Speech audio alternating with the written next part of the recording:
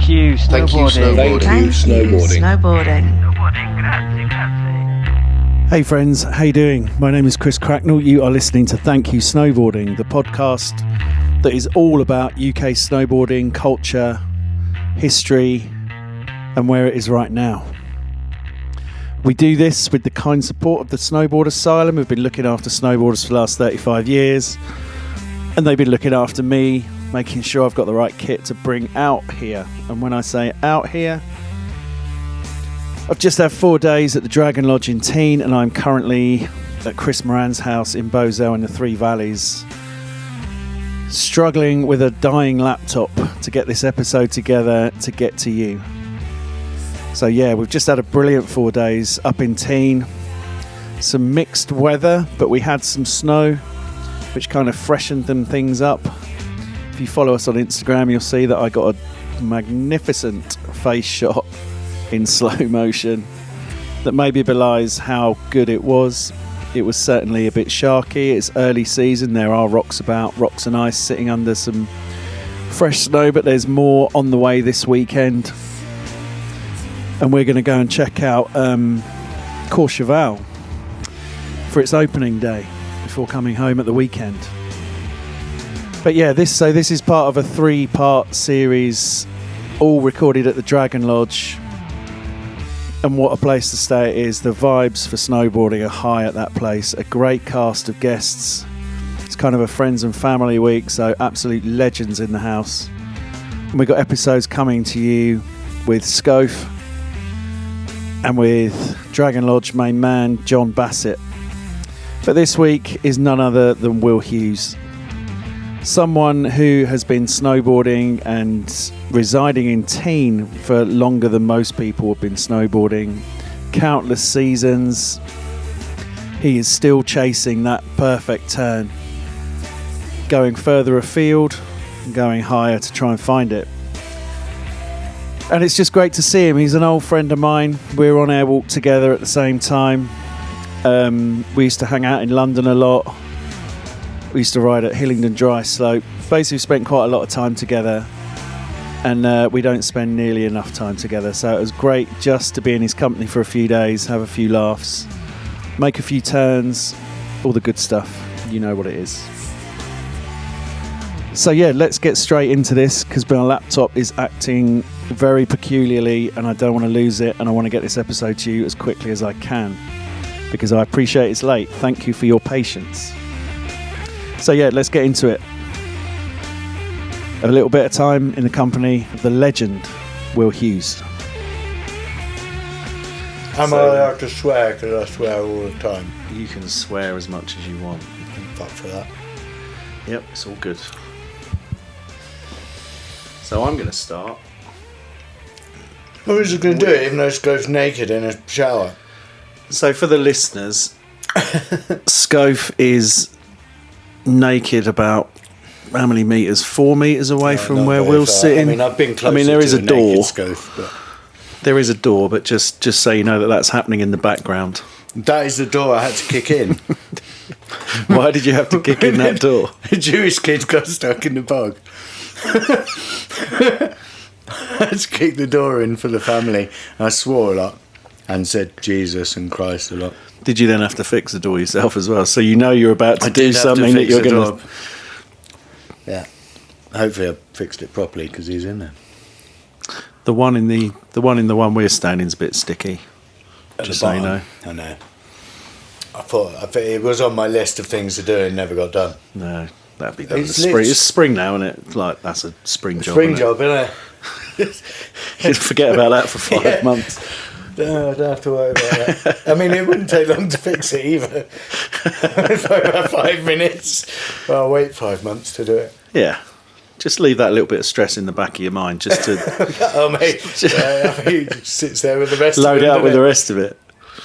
Thing is, if you fix that, another job will just come along and stand in its place. So you might as well just leave that one. There's plenty of jobs. I can see 1, 2, 3, 4, 5, 6. 6 from here? So for Just in this department. for context for the listener, No, it's really bad. no, that's really bad, isn't it? No, it's great. Nothing needs doing. There's just things you might it's like to little do one day. Snagging. It's Snagging, yeah. Things other people don't notice. It's certainly not going to ruin your holiday at the Dragon Lodge. Yeah. But just things that Will notice, little details that Will would like to make good. Yeah. For his own peace of It's not good mind. enough for my OCD. Yeah. So let's start with Bjork singing you happy birthday. Oh, fuck me. How do you know about that one? I think that kind of came with your legend before I met you. Oh, really? Or, or maybe you told me about it. I think you might have told me about it, like hanging out in London. It is I mean, I probably told loads of people in my 20s, and I'm not in my 20s. I've told loads of people about it. I think it's the fucking coolest thing ever. It is, but on my 21st as well. Yeah, in a club called Milk, I think, in London. So how did that come about? Oh God, here we go. I'm just going to name drop, and I hate name dropping, but It's all right. it's the story. So Sophia Prantera from Slam City Skates, Right. Silas, all that sort of Holmes, all that sort yeah. of stuff, was my mate, and she always had like weird famous people that came and lived with her in a flat in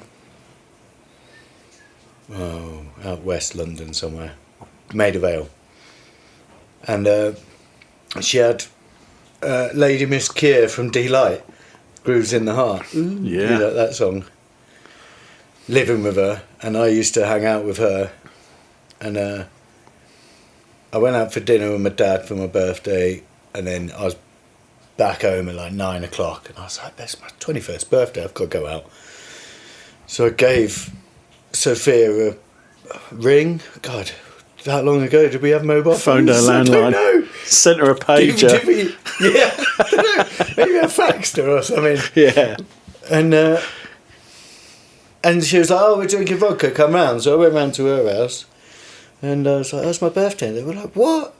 I was like, all right, come on then, we're going. And Kia was like, we're going out.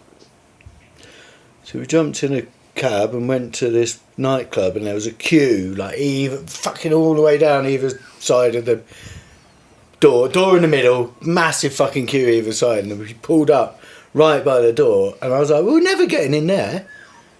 There's like a million people. She's like, you're with me, Will. And we just walked straight in. Nice.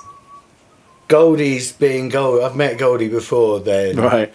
Obviously, he didn't remember me, but like, because he snowboard. He was in the snowboard scene, wasn't he? Sort of. Yeah, he was, yeah. Yeah. And he was over there, and Keir was like, all right, Goldie, like, this is Will. And he was like, all right. And I went, hello. And then we went sort of like onto the... I was pissed by this time. Obviously. Let's point out. It was probably about midnight, 1 o'clock. And onto the dance floor, and there's Bjork being weird. And Keir was like, oh, Bjork, this is Will Bjork. It's his birthday. And she just fucking sung me happy birthday. It was brilliant. That is fucking cool. And then I tried to snog Keir, and she put me in a cab and sent me home. Oh, mate. Yeah. Ups and downs. Yeah, it was good. I was really drunk. I should have just got home. Because I think when we started going to Hillingdon, or certainly when, I guess there must have been comps going on and stuff, you were already, I think had you been on the cover of ID magazine or something like that? You had green hair. Yeah, that was like the face of snowboarding 95 or something. Yeah. Yeah. Yeah. So That's what? about right. No, Because idea. that's quite early on, isn't it? Like, that was sort of, it must have just been sort of becoming a bit mainstream. Yeah. Oh, But yeah. not really. I think board stupid. Because we got the tube to Hillingdon, Yeah. if people saw you with a board bag, you're like, oh, we've got you there, dead body, you know. You're like, no, a snowboard. And they're like, doing your ironing. Yeah, what's a snowboard? And it's like, no one knew what it was. It was mental. Yeah. Yeah. So how did ID magazine end up picking you up? I've absolutely no idea. Right. Yeah, I just did the photo, did the little interview. My dad's got a copy of it somewhere. Oh, really? He always talks about when he finds it.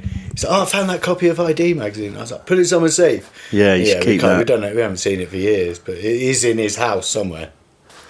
Yeah. Should find it. I'd That'd like be to really see cool. it. Yeah, I'd like yeah, to see yeah. how young I look in it.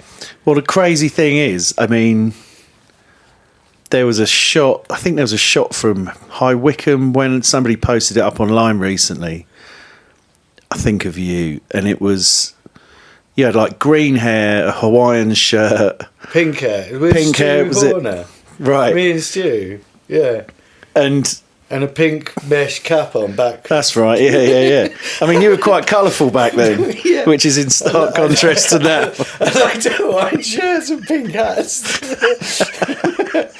I just used it all up when I was young. And then I Used up all your colour. I black everything now, innit? Yeah. And but how did you get into snow? Like, where did you see snowboarding to get into it? Because that was quite early on. I kind of, from skating with my mate. I mean, we were skateboarding, kind of fucking pushing around a car park in Hatfield town centre, Is that where you grew up? getting beaten up. Yeah, Hatfield, Hertfordshire. I think we went to your It's dad's too- house once. In Hatfield. Yeah. One, he's lived. Or somewhere. Maybe. I mean, this is the thing. My I memory's don't know. shot, innit? I don't know why we would have been there, but I No. think I've been there. Yeah, it would have been the second one in Hatfield, probably. So yeah, and then we, from having skateboard magazines and a bit of snowboarding, sort of snuck into them, didn't it? And me, Simon Smith and Ben Swanwick and John Richardson. We always dreamed of going snowboarding. And then I think Ben went snowboarding, had a Burton board, and I went on a ski holiday with school. I must have been like 14 or something. And this guy just bezzed past me on a snowboard and like ollied over a rope and into the trees, and I was like, that is what I want to do. Yeah. And the instructor was like, French as fuck, just go, no, skiing is better, they're all, and I was like, no, that's what I want to do. And I didn't shut up about it. And then I got lessons on Goslin Dryslope in Welland Garden City, which I think is still there. Oh, so you actually weren't that far away from a dry slope? No, it was just down the I road. didn't know there was one. It was walkable. Was it? Ish. It was quite a long walk, but Yeah. yeah, it was in Welland Garden City. It's just down the other end of the like the A1. I mean, had like So did you manage to kind of, what was going on there? Was there any jumps? Like, how did you get into that? just for my 16th birthday, there were snowboard lessons with Christian, who I'd not seen for a very long time, but sometime when the ski shows were a thing, he would pop up and go, "Oh, hey Will, how you doing?"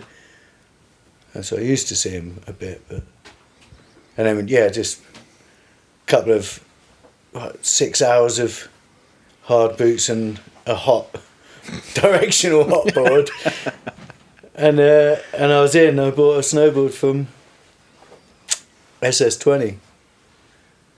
Kemper Intruder. Nice. So that would have and I been was fairly. Like, that's still quite early days, isn't it? What's that? Early Intruders. 90s. When did Kemper Intruders go? Yeah, no. 91 I learned. 91. In 16, yeah. So Quite quite now. Well, that is quite early. early for snowboarding. Now kids learn when they're like 16 Well, months yeah, old. yeah, don't yeah. they? But at the time, Yeah. you sort of had to sort of do it yourself, didn't you? Like, weren't Oh, weren't God, like yeah. pushy parents going, "Oh, go snowboarding." That wasn't even a thing, was it? No, but my mum didn't even understand what snowboarding was, which I don't think she still does. I've been doing it for 35 years. She's like, "What's this snowboarding thing?" To be Oh, honest, God. if she's not getting it yet, she's No, not getting it at I all, don't is think she? she's getting it at all. She probably don't know what podcasts are. So it's really it is. She won't listen No. to it. Oh, shout out to your mum. Actually, not shout out to your mum. after that conversation. Oh yeah, the conversation this morning. Yeah, we shouldn't talk about that. No, let's not. It talk is about actually a banned subject in the lodge, but I brought it up, I think, this morning. Well, it's going to poke. It's going to rear its head every now and again, isn't Its head, doesn't it? Ugly little head. So by the time sort of we met, how did we meet? I mean, I guess it must have been coming to Hillingdon, because there was like a real strong scene, and there was really good riders at Hillingdon when we turned up. So it was me and my brother, and we met Neil Ives, who's this little, I shouldn't say little, he's probably about my height, Liverpudlian guy who had dreadlocks, and he turned up at the dryslope with that Santa Cruz board with the corners cut out. Oh, the towel. Yeah. Man, but I with wanted ski one. boots in soft bindings. What? He had these white ski boots in soft bindings. Sweet. And he was amazing. Like, we're just jumping and spinning around, and so we made friends with him. His boys now are very good at, one's a skier, one's a snowboarder. Finn Ives and Cam Ives. They're very good. And then we heard about, and then I met Dan Line. Was that before or after the Hillingdon thing? No, I think it was after. So then we heard about the scene somehow. Someone was like, "Oh, there's a scene in Hillingdon," so we just went down there. Yeah, I mean, that was the beginning, basically. Yeah, I mean, it was cool at the time because there was around the M25, or certainly in London, there was like 3 or 4 dry slopes. You could kind of go to any of them. There were scenes. Yeah, it was really cool. And you think back to then, and you just drive for hours to go snowboarding. I mean, we'd drive from the other side of the M25. Matt and Andy Davis would drive up from Maidstone. Yeah. Like, people coming from all over the shop. Just saw Sasha last week, and he was saying... did you? Yeah. No way. And he was saying it used to take him like 2 hours on the tube or something to get there. No, he normally drove and crashed his car. That's normally what happened with I didn't Sasha. fucking say that. He turned up really late once. Like, where are you? He's got form on crashing car. I ran my car into a ditch or something, and he just sacked it off and went snowboarding. Like, God, Sasha, I haven't seen him for so long. He's still wearing Reebok Classics. I didn't clock any Classics. He always had a shit jumper and Reebok Classics, didn't he? I don't know. He knitted jumper and Reebok Classics. I do remember knitted jumpers. Yeah. But I mean, like, Hillingdon, there was such a scene at Hillingdon, wasn't there? Like, so many really good riders. I mean, yeah. And it was loose, I think it's kind of the skate scene I never had. Was that snowboard scene. And everyone was just dicking about, it was wicked. Yeah, like Joe Rackley would be hitting the jumps on one of those little scootery things and sledges and yeah. And there was that fanzine that went round that just took the piss out of everybody in the most brutal way. For the smell of it. I mean, that was Needham, wasn't it? Yeah. I mean, you most certainly would never get away with that. Way. These days. I mean, you just couldn't. But what was cool is just... and Pat Muriani always got the brunt of it. Yeah. Pat, I mean, bless Pat. Hell, poor fella. But yeah, it was a really sort of... There was definitely some one-upmanship going on, but there was like everyone had their own kind of style. Well, I think it was just... Think there was. I think everyone had their own thing, and I know, but that sort of made everyone get better. From what I could see, that sort of made everyone get better because they all had their thing. Yeah, I don't think we went snowboarding. I don't think anyone went, oh, if I do this, it makes me better than everyone else. Everyone just did stuff. No, but someone would do something quite big, and then all of a sudden it'd be like, right, we're all going to go big for like the next hour. Do you know what I mean? And everyone would step up a little bit. It was always good, better. Well, it was always better, less shit when it was raining. Yeah. Yeah. So then, what turned you on? Where did you do your first season? What I mean, whilst still riding dryslope, we ended up hanging out with you in London a fair bit. Yeah. I don't really know how that happened. No. But it was like, oh, there's a night clicked, out. And then... You know, John asked me, he was like, how did you start hanging out with Chris? I was like, I don't really know. But I do remember going around your house and someone cooking a massive pile of eggy bread. Just like, it's fucking like a whole sliced loaf of eggy bread. Just in a pile. Round my house? Yeah. No way. We must have stayed the night and then someone did breakfast. Probably my mum. Yeah, maybe. She always quite liked entertaining all the all the character, like everyone that came back. She was good for that. Yeah. Or still is good for that. Yeah. Parents, man, they must have just been, what the fuck are this like? Like, really? Back then? I think my mum was just pleased that I'd found something that I quite liked doing. Yeah. Yeah, there was that, isn't there? Yeah. She was worried about me for a while, I think. Yeah, my old man was always very accommodating to the waifs and strays of snowboarding. Just like waking up in the morning in his tiny little flat he had in Chiswick. Yeah. Like snowboarders asleep all over the floor, having drunk his cupboard of booze. Yeah, and normally Matt and Andy Davis and Dan Lyne.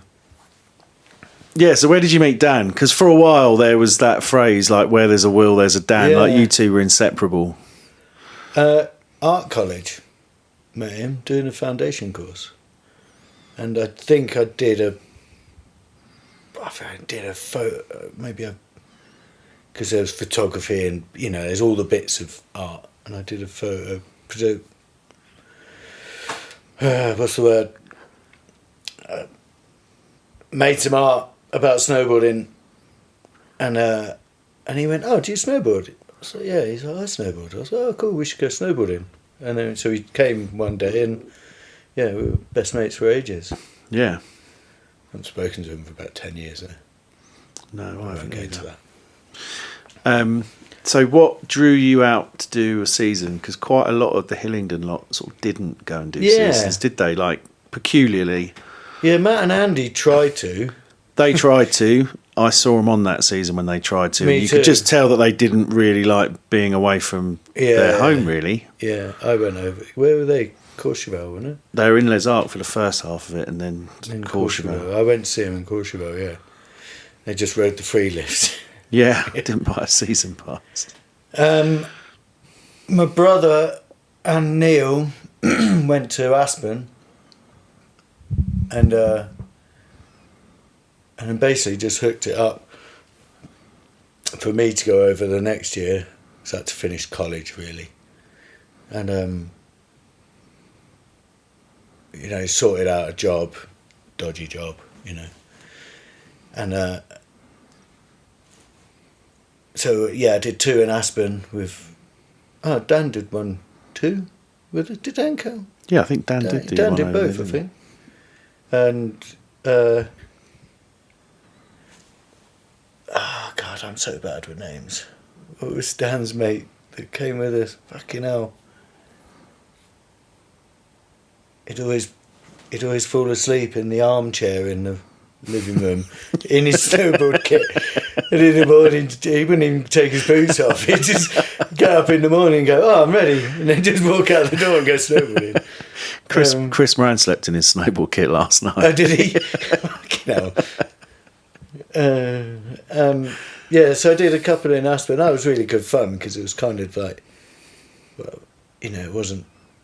Come to Europe was always a bit full on, but Aspen is like it's a good ski resort, but it was like a warm up for a season. But then I came over here, did a season in Val d'Isère and it was like everyone was in Val d'Isère. Who did you live with? Did you live with Maria and Dan, Maria, Juliet?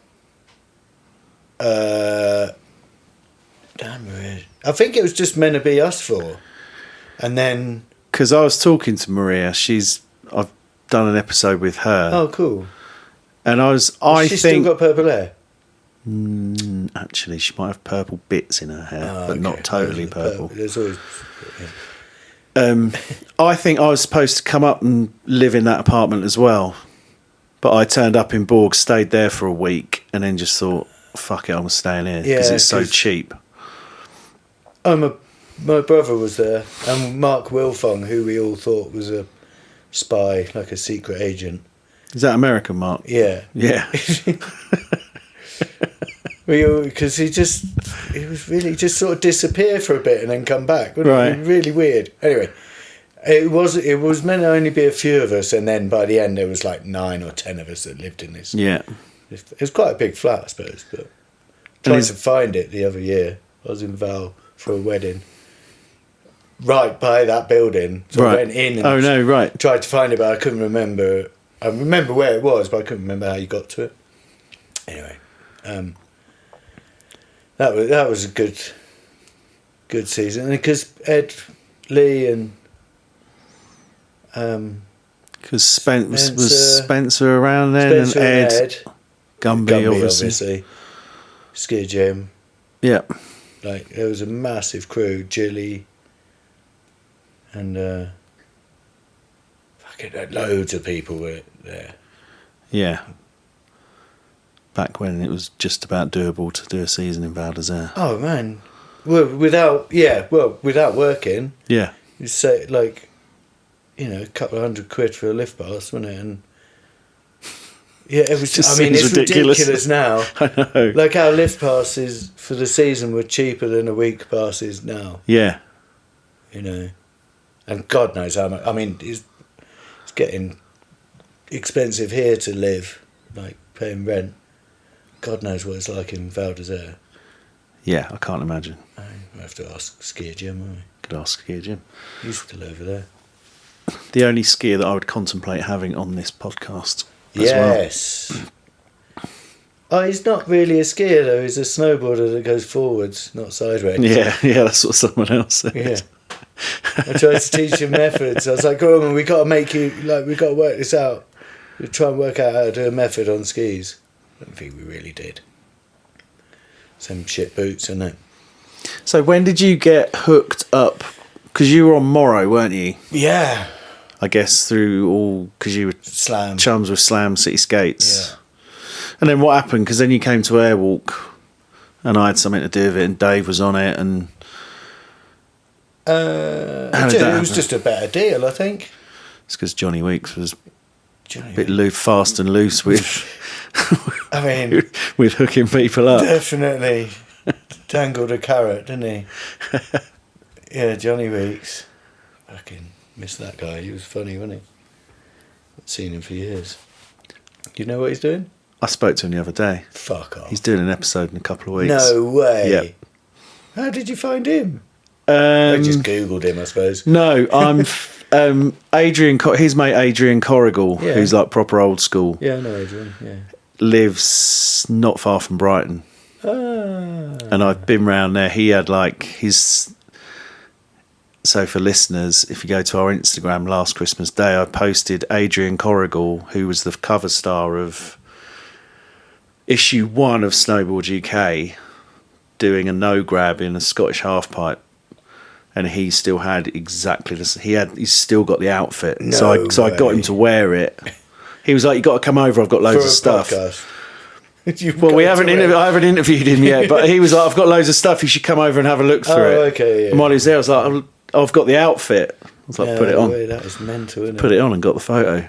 So anyway, he's good friends with Johnny Weeks. So I was like, "Hello, Johnny Weeks." Well, his name keeps coming up. Outside of Jeremy Sladen, Johnny Weeks got a massive part to play. Yeah. And like he sponsored everyone. Do you remember when he bought plates that were too big for his cupboard? Yeah. He was so proud of them, and then he was, "Oh fuck, they don't fit in my cupboard." I suppose he could have stood them up. But. Yeah, I do remember that. Oh dear. So yeah, there's one really memorable day. We've ridden together quite a lot over the years because you did a season in Borg. Yeah. In that spooky room that me and Jules rented. In the Oh, you in the haunted house. And everyone else was like all in Madame Morel's. Madam Mushrooms. Madame Mushrooms. And then, were you in the haunted house? Where did you live? No. Were you in that building as well? Oh, did I? Because we started off with Steve Bailey, didn't we? But the guy who rented us that flat, which is by Lidl now. Yep. Was absolutely mental. And right. if you even made any noise, basically if you were in it and not asleep, he'd come downstairs, bang on the door and start shouting at you in French. Yeah, so I think we lasted a few weeks. Because there was that apartment. Yeah, he used to...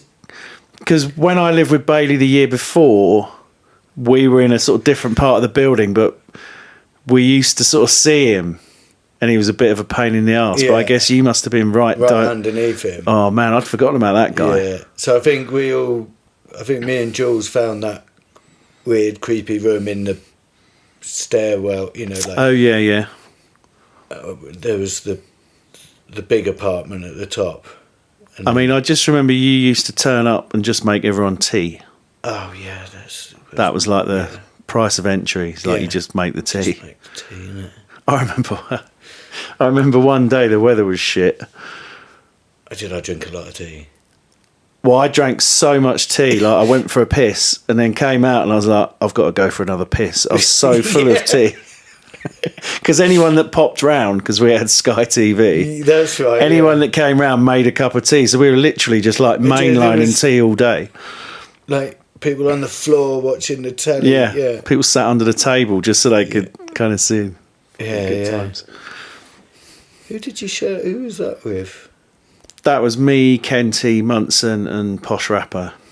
Yes, that's right. That was like the core of it. Yeah. And then Munson wasn't there a fair bit, and just there was people through all the time. Yeah. I mean, that was what inspired. Well, that was like the inspiration to start the chalet, really, because it was like, I'm fucking cooking for loads of people every night, so I might as well start charging people. Yeah. So I think, well, and then what happened after? Well, Borg was fun, wasn't it? Because it had a scene. There was a French crew, and then that. It was the Belgian crew. The filthy Belgers, Munson called them. Yeah. And then some of the Frenchies. I mean, there was like people like Axel and they were around. David Vincent, sort of all knocking around. Yeah. And it had quite a good park as well. It had that sort of line where there was one jump, then it was quite a long flat bit, and then another one, and then the big Hollywood one in front of the cafe. I mean, I think that was the best it got. Yeah. And then the Hollywood Hip as well. Like that was. Did we even ride the park? Yeah, I think so. I remember doing trains with everyone. We used to all like fire through at the same time. Yeah. Training for the ski show. God. Yeah. But then there was that. I remember when. God, we're going to do the whole 30 years of no, because I don't. No, I'm just trying to get in the stuff that I remember, which is a couple of things, and then I'm lost. We spent time together, and then there's a. There's one really memorable day where I think I was teaching Lucy to snowboard, and you and Juliet were in Borg, and you were both on Airwalk, and I left Lucy for a day. And we spent a day just like spooning around the sea. Like the snow was really good early season, and we were just like hitting these benches and just ragging around. And it was one of the best days that I'd had. Really, still like one of the most memorable days that I've had. And that was with you and Jules. Oh, cool. And I just remember thinking, I'm not shit at snowboarding. Like I can ride around with you two and sort of be all right. But I don't think anyone thought anyone was shit. We all just went around, and I mean, it was fast, wasn't it? I remember that. Yeah. Like, if you don't keep up, you're riding your own. Yeah. That rule, and you just and that's where you we're still doing it now. Do you still adhere to that mentality? Just turn where there's corners, isn't it? My legs can't cope with that shit anymore. Down Palafore. And it was so bumpy. Yeah. And I was like, ooh, like, right at the beginning, it's not even Christmas yet. And I was like, and it's rock solid in some places where the cannons have been. Yeah. I was like, I may be going a little bit too fast here, but you can't slow down, can you? No, I nearly went into a woman today and I felt like a bit of a dick. Yeah. Because it was just like, a little bulletproof section where I just couldn't get an edge in. I was like, shit, I'm really sorry. It's not cool, is it? No. So basically that's the end of my will-related memories, because then after that you fucked off somewhere else and I don't know, and then you came here. So just run me through highlights or craziness. Well, then I think that then we tried Morzine. No offence to Morzine, but it is pretty shit, isn't it? I didn't gel with Morzine at all. We did a season over there and it just didn't click for me at all. So I sacked off Morzine, went to Sham. I think I rang Matt Barr. I went, you got any room in your massive house? Because they all lived in a massive house, didn't they? Yeah. Chris Moran, who's downstairs, Jono, who's downstairs. Yeah. And they were like, yeah, come over. So I went to Chamonix for the rest of the season, and it blew my fucking mind. Is that where you sort of turned from freestyle to looking more at the mountain? Yeah. I thought I was good at snowboarding, and I went to Chamonix, and I rode with Stenty, Johnny Barr and Scott Nixon, and I went, oh, I'm really shit at snowboarding, aren't I? Compared to them. Yeah. Like Stenty riding basically a mogul field, but like no one else, like an open powder field. Yeah. Like, I was just like, how on earth do you do that? Yeah. And then that changed my snowboarding, and then I started free riding more. Yeah. I mean, that's the biggest change, was watching Stentiford. And that was my mate, That's the weirdest thing, isn't it? Like, all these people I used to look up to when I was bumbling around, with my pink hat on and stuff. Pink hair and baggy trousers. and Stenty's here next week, which is going to be cool. I mean, you seem to have fostered, certainly with the Dragon Lodge, and we'll get into this, but people seem to sort of come here, do you know what I mean? And it's part of the British community of snowboarders. Yeah. People seem to, what's the word I'm looking for? It attracts everyone. Yeah, it's a bit of a hub here. Like Jenny Jones is out here this week, and there's people around, do you know what I mean? And it seems to have a thing about it. Because I think Teen used to be like the Elephant and Castle of Teen Val d'Isère, which used to be called Espace Killy. The Elephant and Castle. Yeah. Fuck. But it used to be called Espace Killy, but for years it was good. But they were obviously having to pay Jean-Claude Killy to use his name. Yeah. And then they had a meeting, which probably cost as much as just paying Jean-Claude Killy to use his name. They had a meeting to come up with a new name, and they came up with Teen Val d'Isère. I was like, fuck's sake. Is that the best they could do? The best they could do. I mean, I thought Paradis for Les Arcs Le Plan was pretty shit. Paradise. I know, but it's just like, I'm going to add ski on the end of a word. They like a pun, don't they? The French and a sort of British-based pun. Yeah, but they're not very good at it. No, exactly. Or naming resorts, obviously. But Teen used to be, that's what brought me here, really. Right. Like Val d'Isère, I did another season in Val d'Isère when I lived. Oh, for fuck's sake, we're going down a rabbit hole here. When I lived with Gumby, that was mental. Go on. That was a mental season. How I ever survived that season, I really don't know. So there's a couple of myths, and I think only one that I could go into about Gumby is, and you can confirm this, did he have P-Stir's dynamite in the apartment at some point? No. Is that not true? Not in my apartment. No. And if he did, he didn't tell me, but I knew everything that was going on. Yeah. Yeah. No, there's lots of things happen. I woke up one morning and Drew Stevenson was asleep on my legs. I was like, what are you doing here? sake. How did you not notice that there was a man sleeping on your legs? Because you're so knackered all the time because everyone's just boozing and snowboarding. Yeah. Like, no one had a job. Like, everyone's just... It was mental. And living with Gumby and Jimbo, skier Jim. Yeah. And, that was wild, man. But it just... That's when Val d'Isère just started getting a bit too posh. Just that sort of... That Team was always like Val's scruffy neighbour, wasn't it, really? So I came over here for a night out that season because Graham McVoy and Tash lived in Home Club. I think.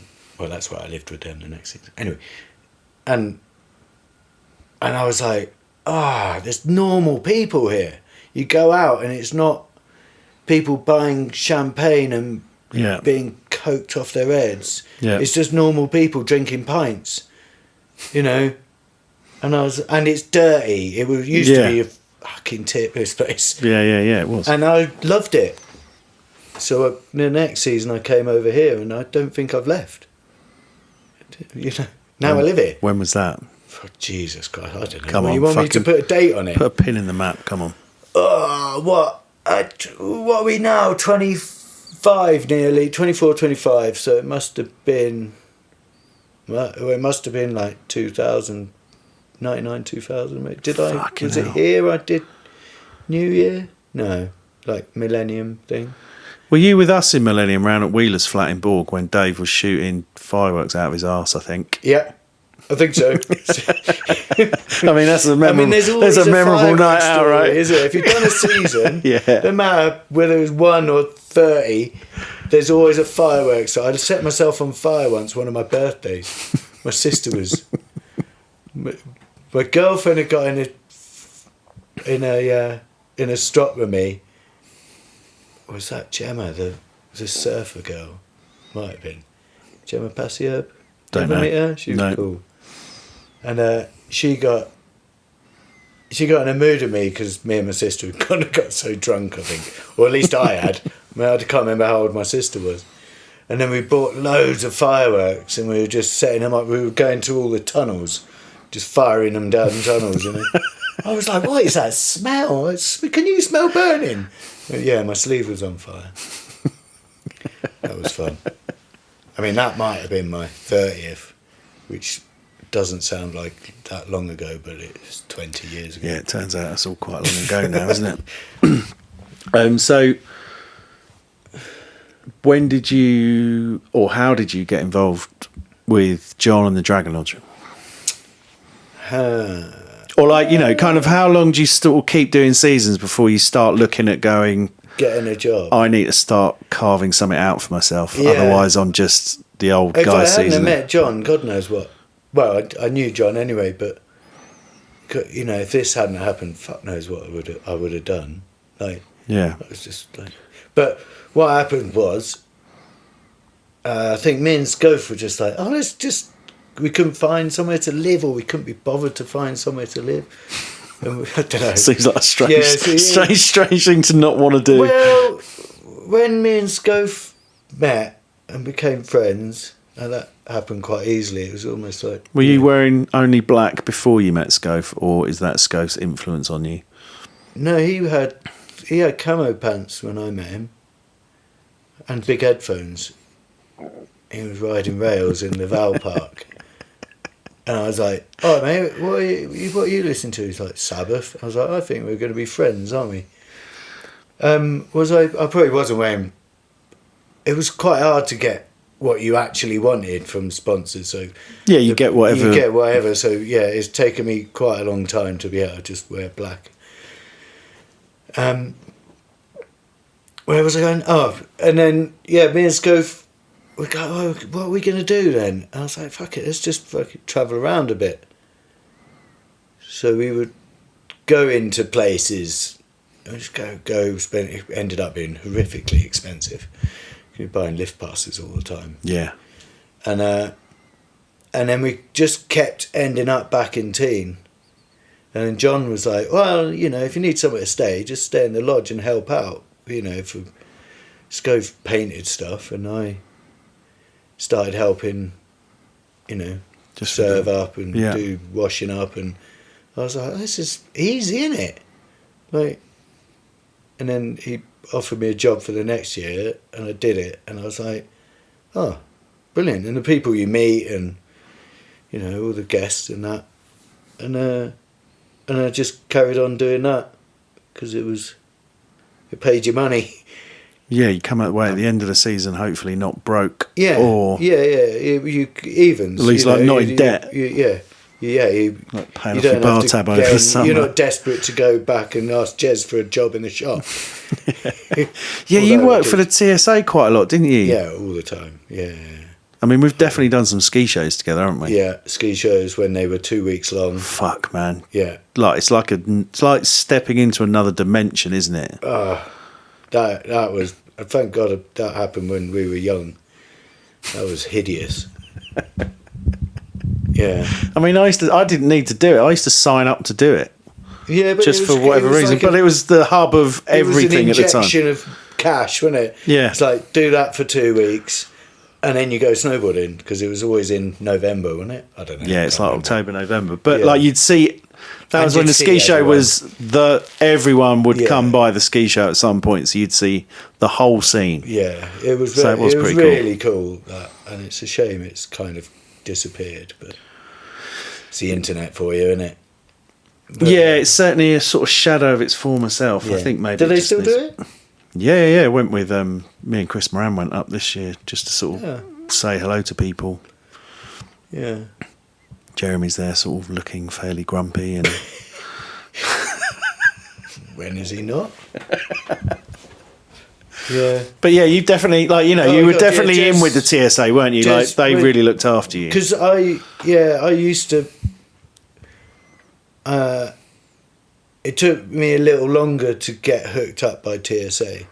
Jez was always like, "Why don't you just ride for us?" I was like, "Oh, well, you know, I feel like I should ride." Who was it, like Boardwise and stuff? So I kind of, and Sam. I should really ride for them, you know. And eventually, you know, he was just like, just ride for us. I was like, yeah, okay, you know. And then I got, you know, I liked hanging out with Jez. He's a fucking funny fucker. He's a great guy, isn't he? And then I became his bitch, basically, where he'd be, you know, I worked in High Street, Kensington, Milton Keynes. Oof. Yeah, where we helped open the shop. And Yeah. there's some stories there I can tell you. Go on. No. And and then Tower House, Covent Garden.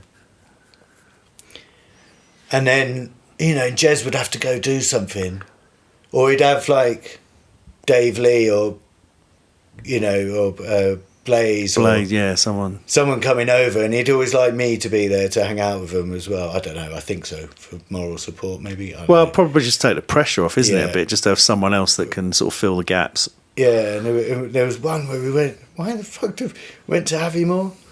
But we basically did a tour of Scottish ski resorts at about 90 miles an hour in his red van.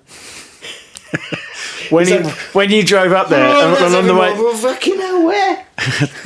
so when we went up there it was sometime early this year, February, March time, on the way back, he literally took me a tour of where every fucking snowboarder lived. Yeah, like we went past that Simon Smith's, Jimmy and like, Savile's Jimmy Savile, like that night in Carnatown this year, trying to talk to Dave Lee about Jimmy Savile and who he is. Oh my God. Yeah. Trying to explain to the listeners, trying to explain to an American who and why Jimmy Savile. Yeah. And it ended up like, so we described the whole scenario and then said, if we showed you a picture, you'll just tell me what you think. Away. And showed him a picture, and he was like, how the fuck did you guys not know that he was a wrong un? But yeah, like Jez just took me by like sort of people's houses. Do you know what I mean? Like with this route, I had no idea what route we took. You know, draw you a map of the roads of it'd be like Wheeler used to live there, and Si Smith lived there, and then drive. So and so lives there, and and he's an encyclopedia of like, in more ways than one, of British snowboarding, isn't he? Yeah, it was brilliant. Well, big shout out to Jez. Yeah, of course, always shout out to Jez. So when did it become, like, when did you and John when did you go in with John? Like, what did that look like? John started it with his brother Hawian, who now lives in Japan and does island snowboards, but you probably know that because there's already a podcast about it. Is there? Nope. Oh, okay. Yeah. There might be. But, no, John don't use up John's content for his interview. He can tell that story. So he started, with his brother, but his brother moved away. Then there was another guy who was his business partner for a bit. Dan. Yeah. I mean, that guy. Yeah. A great guy. He is a great guy. He's a great, batshit crazy. Absolutely bonkers. I think he's coming out here this week. Is he? I think he's here today. Oh, no way. Tuesday? That'd be great to see him. I remember we were in Borg when Marina went into hospital to have their first kid. Oh, no way. And I saw him that day and he was just like, what the fuck's going on? Yeah. He comes to Japan with us. Has he been once or twice? I can't remember. Anyway. And then Dan did another chalet thing. Snow Chateau, wasn't it? Yeah, so John was like, well, you can't really do both, can you? So then John did it on his own and I was managing. Yep. And at the end of the season he went, look, I can't do this without you. So do you want to be my business partner? Great. And I was like, yeah, well, go on then. And amazing. Yeah. Here we are. How long ago was that? No idea. Jesus. I don't know. You've been fucking Groundhog Daying it for too long. You have no idea how long things... Yeah. I have no idea how... Like, I have to work out how old I am and then work my way backwards. Yeah. But it's got to be...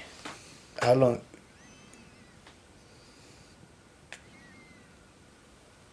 10, 15 years? Don't know. I don't know. John will know. I'm starting to lose how long ago we had the chalet, because obviously, you know, like we did a similar thing to you. Yeah. And when we were sort of finishing up, we had a tough season with staff. And I just remember thinking, what we need is a will. Oh, thanks. Because we need someone who wants to live out here and loves it. Well, and he's a cool guy enough to deal with stuff, or a girl, obviously. Yeah. We were like, when we sort of, after we finished, when I was sort of reflecting on it, it's like, we needed a will. That's what our business needed. You know, I think the reason why, like, when I came in to Dragon Lodge originally, like, well, first of all, it was just a means to an end to go snowboarding. Yeah. But I really enjoyed it working, and then I just was like, well, why are we doing it like that? Why? And John lives in the UK. He lives in Brighton, so yeah, he can't. He just puts staff in and hopes for the best, basically. Yeah, exactly. And I was like, it's not working. And I said to him, I was like, it's not working. Like, you need to change it. You're very reliant on the quality of the people that come and work for it. Honesty, and you interview them, and you hope that when they turn up, that they're going to be. I'm not saying that the people before me were useless. No, but there was definite, like, I actually came in and cared properly. Yeah. And wanted, like, I wanted it to work better than it was working. It was just, when you look at something, you're like, no, you can do it better than that. Yeah, 100%. And cheaper than that. Yeah. Cheaper and better. Yeah. It's not cheap, less expensive. Cheap implies poor quality, doesn't it? That's why you got the job.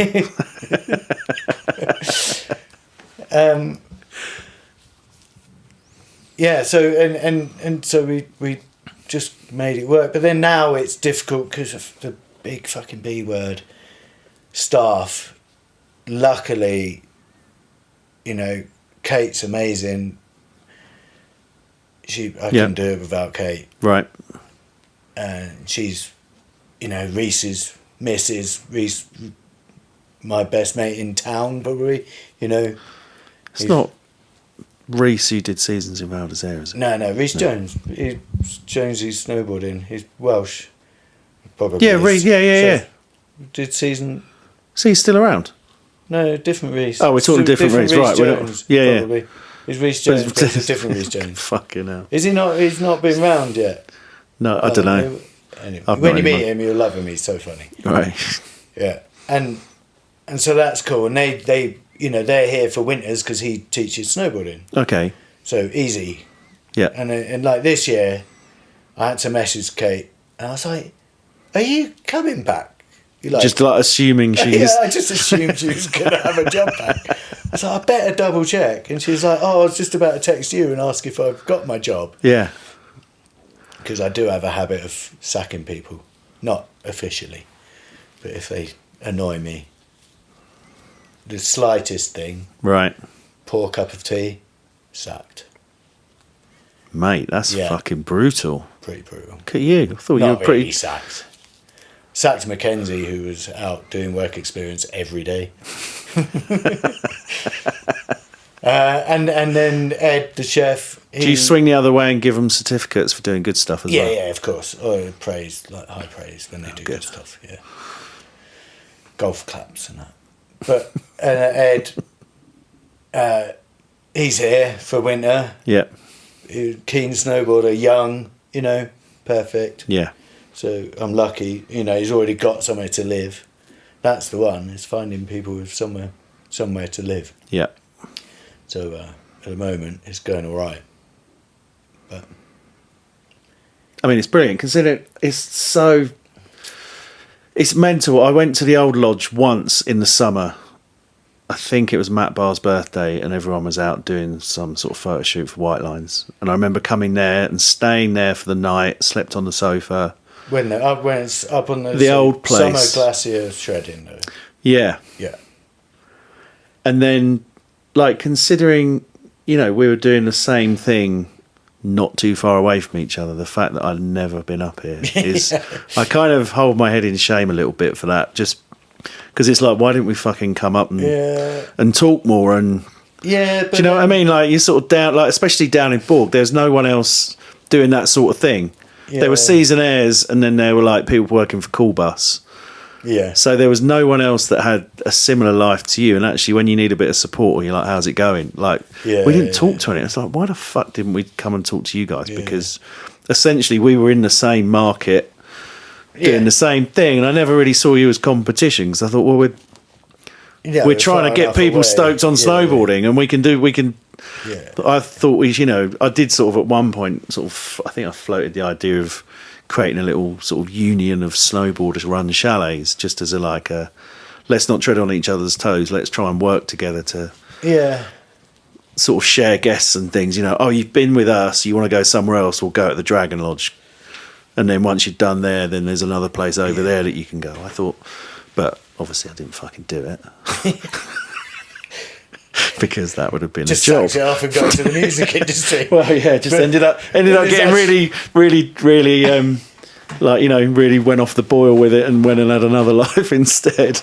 Yeah, but I can understand that. I people look at me and they're like, fucking hell, you've been here for so long. How do you do it? And I'm like, well, I just want to go snowboarding.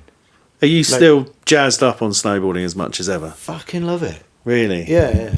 Oh man, oh god, I'm going to start crying again because I've had such a shit day. But this morning, I just got really, the angry will came out of me again just because I was so tired. I was fuck, just everyone get out, go fucking snowboarding because I want to go snowboarding. But I've got to tidy up. Yeah. And eventually I got out. I was booking my flight to Japan, and it got to the end and it basically went no. Oh fuck! And I started crying. I was like, "Oh mate, for fuck's sake!" So I put my peeps on and I went snowboarding. I was like, "I'm just going to go on my own and just go for a little walk somewhere." Yeah. And I probably did one of the best turns I've done in ages. Yeah. And I just went, right, I'm okay now. Great. But I do. you know, you get older, it gets harder, but it's that you're striving to get the perfect turn, or you're striving to get the perfect method. You know, I can still do. You can still do a method. Still do a method. Fucking nice one. I think I might. know that, and I've thought about this a lot recently since, like, because 50's knocking on the door. Yep. It's not far away, and I was like, but then I've always got people like Stentiford to look up to because he's a couple of years older. Yeah. He's banging on a bit, isn't he? Yeah. Anyway, and I think, fuck, one day I'm going to do a method, and it's going to be the last method I ever do. Yeah. And it scares me, so I just do methods all the time. Do you know what? I've never had a decent shot of me snowboarding, and I've got a Burton brushy at home, like one of the reissues, and I just want to get a picture of me doing a decent method on that. Yeah. And then if that is my last method, then that's fine. Yeah. I've recently got an advert for.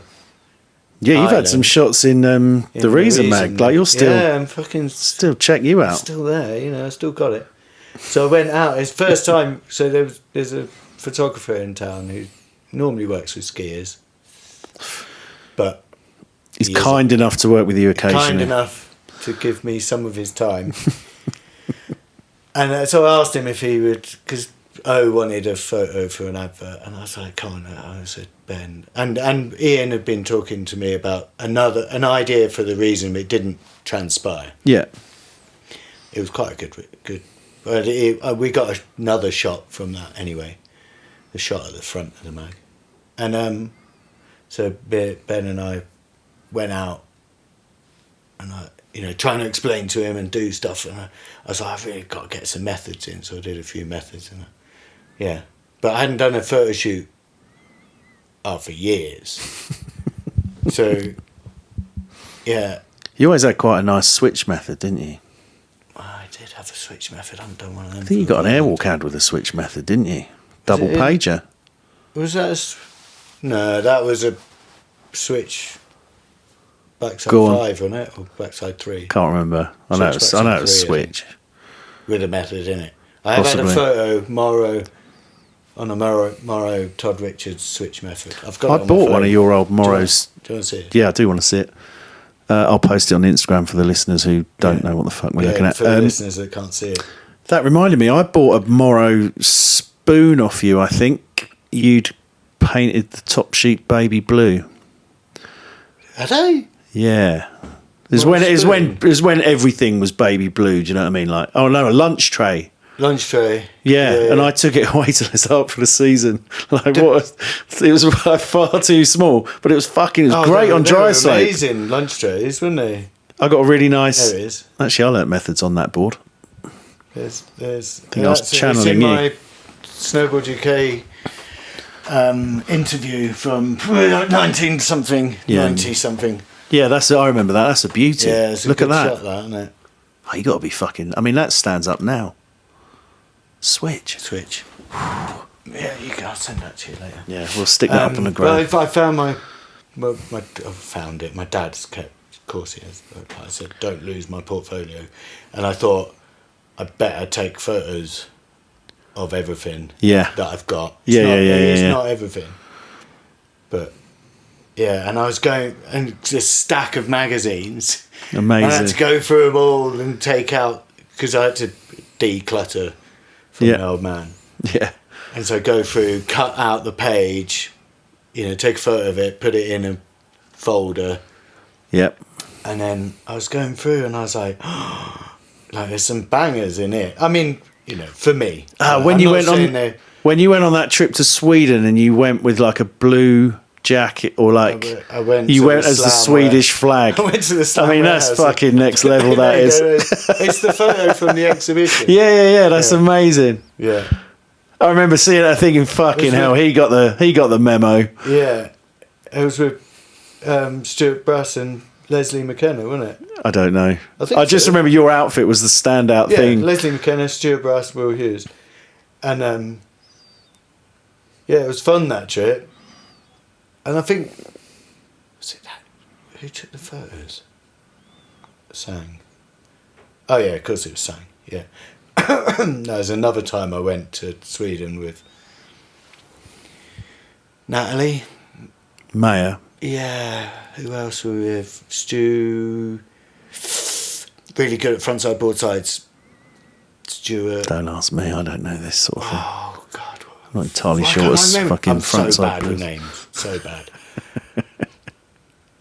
Who was it? Wag. I was out shredding with Wags, Neil McNair, years ago. I'm glad you've clarified that because I didn't know the fuck you were talking. Someone Okay. said about Wags and I was Wags, like, yeah, that's his nickname. From school. I'll let him. If you interview him, you can yeah, ask he's him. on the list. Okay, cool. But I'm doing Stentiford first, I think, so Yeah, he'll have to wait that'll till be a next good year. And he dropped into a cool one and it all like it's cracked behind him.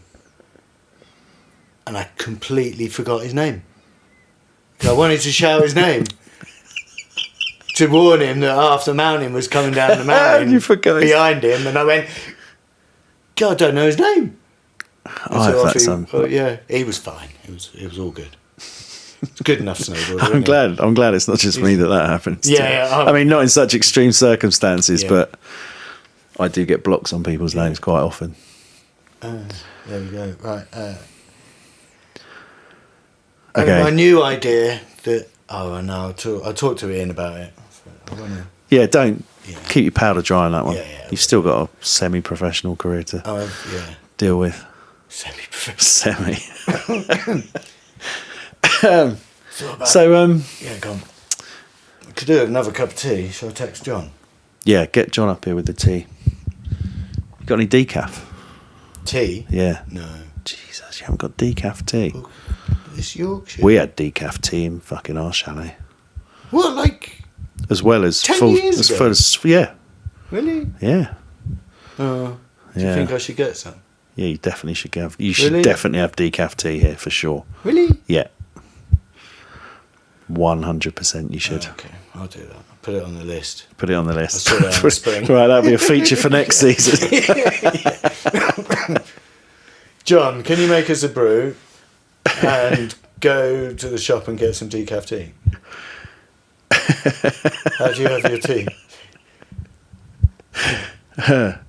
Milk, no sugar, and decaf if possible. But no stress. Yeah. I'll have a caffeine. It's fine.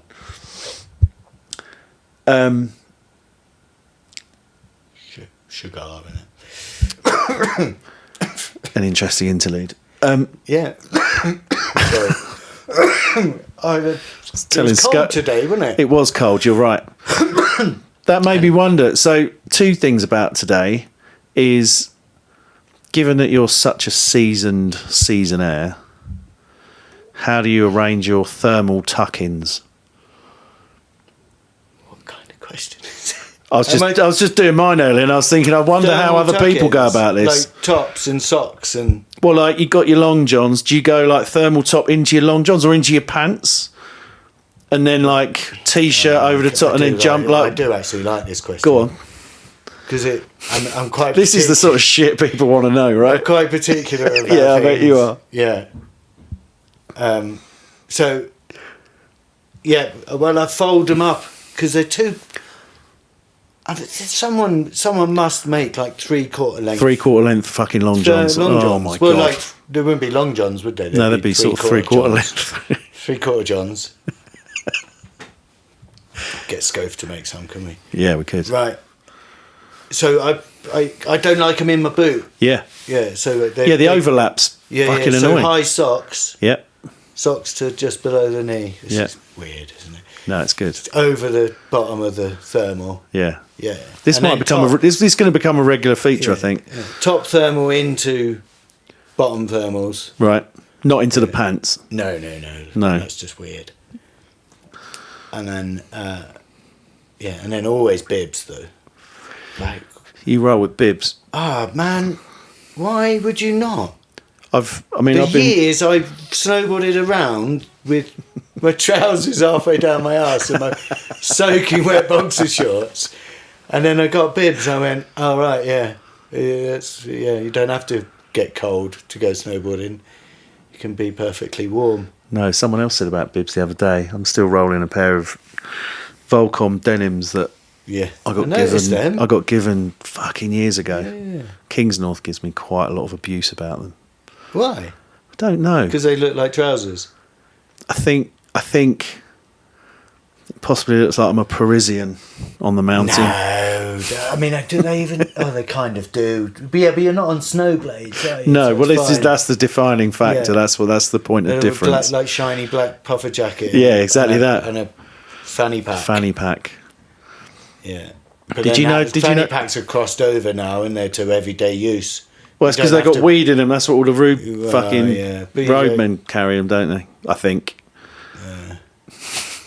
I think. I don't know. I assume. I don't actually know. Yeah.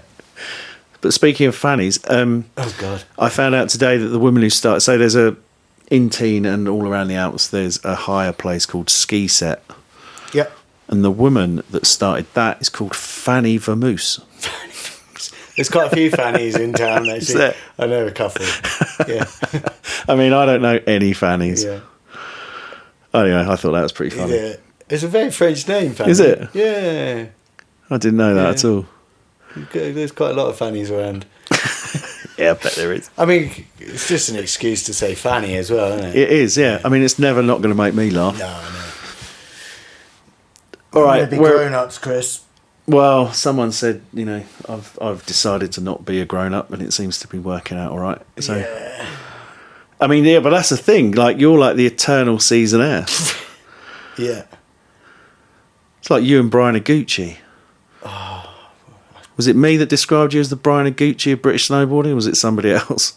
It might have been me. Was it? Did I think you? so. That is a compliment, isn't it? Yeah, you could take that. Oh, I love that. Yeah. Getting busy out in the back country and then coming back and knocking up some food. There's nothing better. I might go for a tour tomorrow, actually. There's nothing better than just, like, you go, like what we did yesterday. Yeah. Like, go up the mountains, people everywhere. It's like, oh, God, especially this time of year, it's all full of Spanish madheads. Isn't it? Just everywhere being mad. Like, where was I? I did a little line up on the mountain today, and I got to the bottom. There was some Spanish guy there as well on skis, and he'd done a line just next to it. Well, I did my line next to his line. Anyway, and he got to the bottom, and he pulled out a bottle of whiskey and just started swigging it. I was like, fucking hell. Anyway, and you go up the mountain, it's all like, oh, people, tracks everywhere, and then you just nip round the corner, yeah, and it's just peaceful. Yeah, and that's what splitboarding is. It's just like getting away from all that madness, and yeah, just being in the mountains over there, and I love it. It's so good. I think that's. I mean, you must know this place like the back of your hand. Yeah. I haven't ridden everything. No. But I'm not.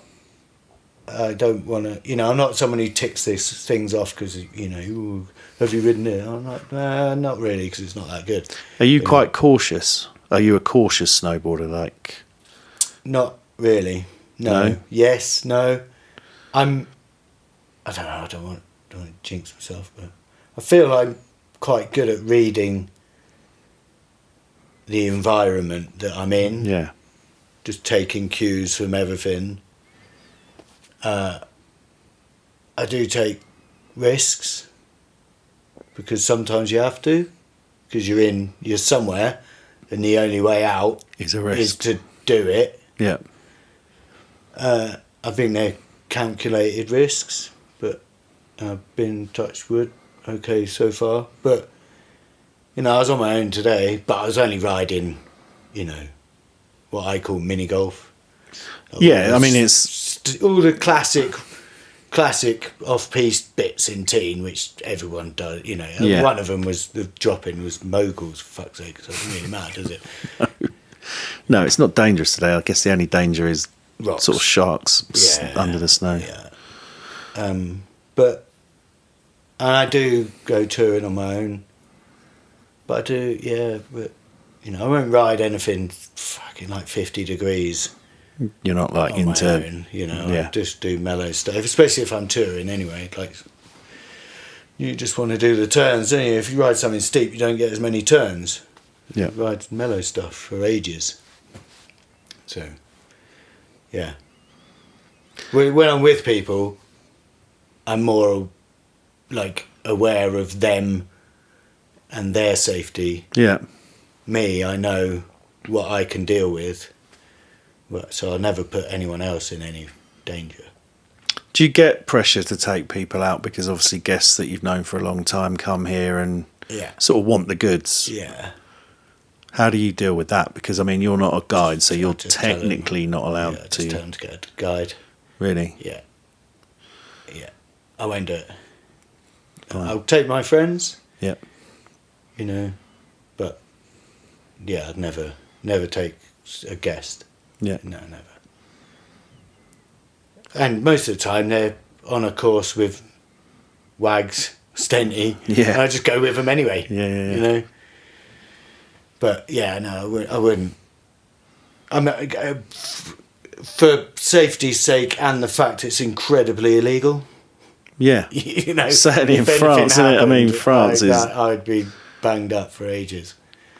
You know, me and Wags were out with a friend of ours who'd stayed here, been on loads of Wags' courses, so me and him just took him out and on a hike into something. He got slid, ended up all the way down in the bottom of the valley. He was fine, totally fine, but like shook him up. Yeah. Like shook Wags because it was literally Wags just stepping off the top, like one step to step onto the top, set it off. No way. I managed to run out of the way and hide behind something. Yeah. So, you know, and I think from then we both sort of made a decision not to. The guy we were with was perfectly. He just come from Alaska. Right. He does he runs like across Canada on his own. You know, like one of them does weird. He's always like in Antarctica running around with like, frozen snot and that. Yeah. So it's not like he wasn't used to the mountains and risks and things. But anyway, since then I kind of gone. It's fair enough. Nothing, you know. So thinking back about your, obviously, all the time you spent in teen and your snowboarding in general, what does snowboarding mean to you? What does it mean? Oh, it's escape, isn't it, really, I suppose? Escape from normality. When you're doing it, you don't have to think about anything. But do you see being out here as like an escape from... Probably, yeah. You know, like you lived in London, didn't you? So you know what that looks like. Yeah. Like normal life, but what is normal life at the end of the day? Well, this is it, like, you know, proper job. Proper job. And this is John's just turned up with the tea. Yeah, here he is with the brews. Hey, John. Nice one. Cup of tea? Thanks, John. That's sugar. That's on sugar. I'm not sugar, I'm sweet enough, as you know. Alright. Cool, we're going to do the pub. See you in a bit. See you in a bit. See you down there. Thank you. Yeah, so, you know, kind of basing... Because there's... I mean, we lived in Borg because it had a slightly more sense of normality. Yeah. Given that there's, you know, Madam... Shit cup of tea. Sack him. Can I sack my business partner? Yeah. Yeah. Can certainly reprimand him. You know, like we... You know, there's like Madam Mushroom. There's people there who don't go up the mountain. I mean, she'd never been up to Les Arcs. That's wild. Like wild, isn't it? Like if you live there and have that on your doorstep, how you never want to see what the world looks like. Yeah, never up want to there. go to the top and look over the edge. Yeah, exactly, and see what is the next valley or whatever. Yeah. But anyway, but that, you know, so I liked living there because it had a sense of normality. Growing up in London, Yeah, it's a normal I did a town, season in isn't Val it? d'Isère and it was like a fucking mental bubble. Yeah. And I sort of knew when I came out of that how weird it is.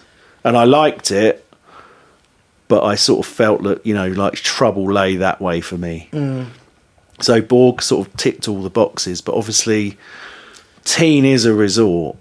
It was a town, though, originally. It was a town originally. It's under a lake. Can you imagine what that would have looked like? Yeah.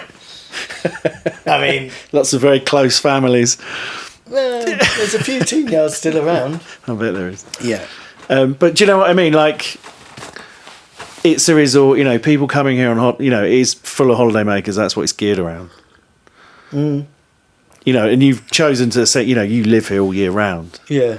Are you aware of The sort madness of it? Yeah, and kind of 100%. like leaving the rest of the world to all the bullshit, and you just doing your thing. Yeah.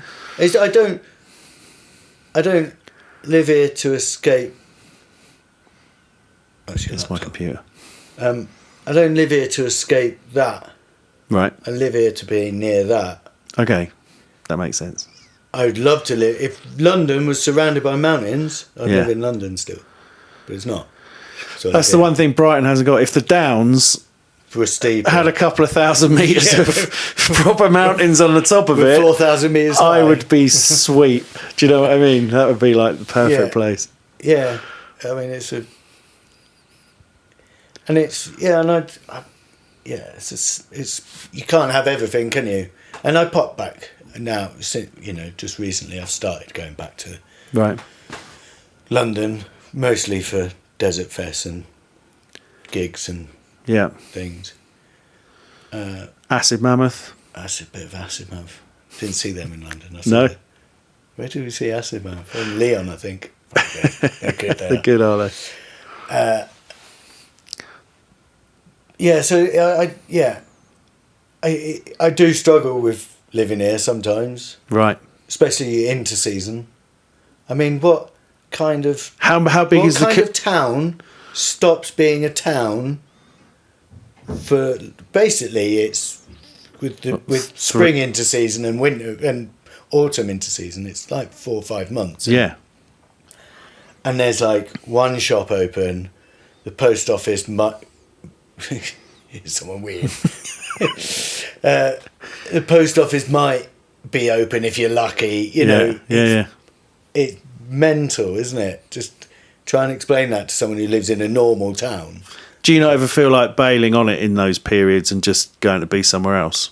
Or do you... I can't take my cat anywhere, can I? You've got a cat. Yeah, got a cat in it. But I guess also Not that's stopping me. But that's I guess also the time to get shit done here to make you prepped for like your busy season. This autumn I've done loads of painting and stuff, but yeah, that is a difficult time. But then now, it's like it snows, people arrive. Yeah, weeks like this happen with it's like friends in the lodge. And you're like, that's why I go through all that. Yeah. That stuff over there is for this. Yeah. So, because you can't just have it. If you have it the same, I'd end up living in a white house with live, love, laugh on the fucking wall or something. Do you think? Do you really think? No, I wouldn't. Fucking shirt and tie. That's never gonna happen. No. I've banned myself from shirts and ties now. I used to own one to go to weddings. I don't. I binned it off. It's fine. That and weddings. Yeah. It's easy just to say no, innit? Sorry, I'm busy. You never do anything well. You didn't tell us the date. We haven't told you the date. Yeah, I'm pretty... I'm always busy. I'm really busy, sort of just generally. So let's finish up with... And I guess you can use this as an advert for this place as well. Like, why should somebody go snowboarding? And I was told not to say the obvious answer. I mean, it's all right. Let's take it as read that it's fun. Yeah, it is fun. It's a fun thing to do. But it's not just like lots of things are fun. Was I watching a snowboarding thing, like just on YouTube or something? One of the new movies or something, or an interview. I can't remember what it was. And that's recent. Right. Think about what it's like when I try and remember the past. And it allows you to still be a child, doesn't it? Because you're basically you're playing. Yeah. Aren't you? It's like going to the swings when you're 4 years old. It's that little buzz, isn't it? Yeah. And it's always the same. The buzz is the same. Like, it doesn't matter that first turn you do, like when you're linking turns, that first turn, that buzz you get from that is exactly the same as what I get when I fucking hike up a mountain and drop into something. Yeah. It's not a better buzz, it's exactly the same buzz. Yeah. And it's in it, yeah, that's what it is, isn't it? It's escape and fun and playing. You know. But I mean, you must have a connection with these mountains as well, right? Yeah. I love these mountains. Yeah. I know. I mean, you know them intimately. I know every rock. Intimately. Yeah. No, I know all of it.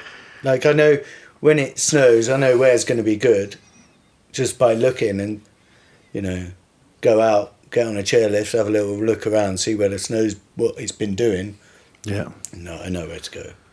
Because for me now, I love snowboarding. I love what it does for me, sort of physically and mentally. But it's you're going up a lift and you see over a ridge and you see another horizon that you haven't seen before.